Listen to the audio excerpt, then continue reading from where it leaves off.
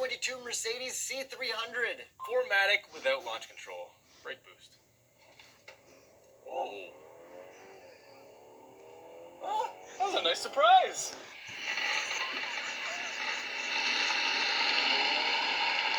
Oh, not the slowest. Horsepower and torque. 255 horsepower, 295 pound-feet of torque from a 2-liter turbo 4-cylinder with a 48-volt mild hybrid system. That's better than I thought it would be. Yeah, like obviously those numbers aren't slow, but for a base model Mercedes, you kind of expect it to be a little bit slower, but it launched really well. Hey, but the worst part of the mild hybrid system, hit the brakes for me.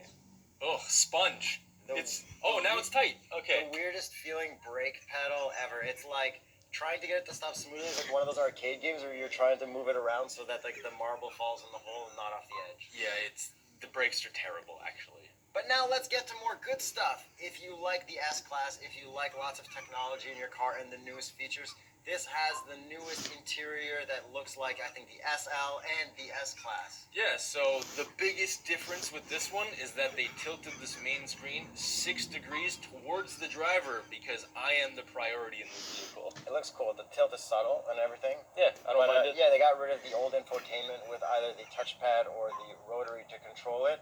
And this is the new style stuff. Yeah, and this interior is generally very impressive looking. Definitely the most impressive out of any of its competitors, I would say. Yeah, very impressive looking. Functionality, I don't like using this infotainment at all. Yeah. I actually hate it, but some people out there do like it, and it has a lot of similarities to the older Mercedes if you use it all touch. There is a 0-layer mode, which I find a little bit more confusing, but, Apple CarPlay, Android Auto, it can do a lot of things. This does have Tune Mix, which is awesome. It's like one of the best features that goes through different channels on SiriusXM automatically when one song is done. So this, Mazdas and Subarus have that, and if you want to get your own SiriusXM trial, SiriusXM.sayer.com/thestraightpipes. And as some people that do like this, I actually don't mind this infotainment at all. I got used to it driving the S-Class eventually, and I don't mind it. Like, I can definitely use it. It's not my preference. I still prefer the previous gen Mercedes, but we're never going to get that again, so you got to deal with this now. I have a saying, used cars exist. Yes. And you can find them on tsp.truecar.com, so if you don't like this, you can find it there. You definitely can. So more good stuff about this car. I really like how it drives. This is extremely luxurious. This almost feels and, looks like a baby S-Class now. The suspension is amazing considering it's not even adaptive. There's no suspension settings. It's just one suspension in all your drive modes, and it's really soft. Yeah, it is very nice, very quiet, like just smooth sailing. And what would be the Continental recommended tire for a C300? That would be the tires that we're rolling on. The Continental Pro Contact. That would explain the quietness. It honestly would. The tires are really good.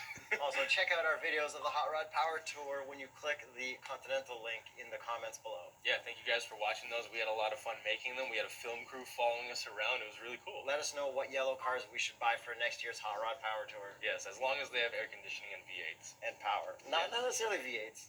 It's got to have V8. No. It's not a hot rod without a V8. No, that's not true.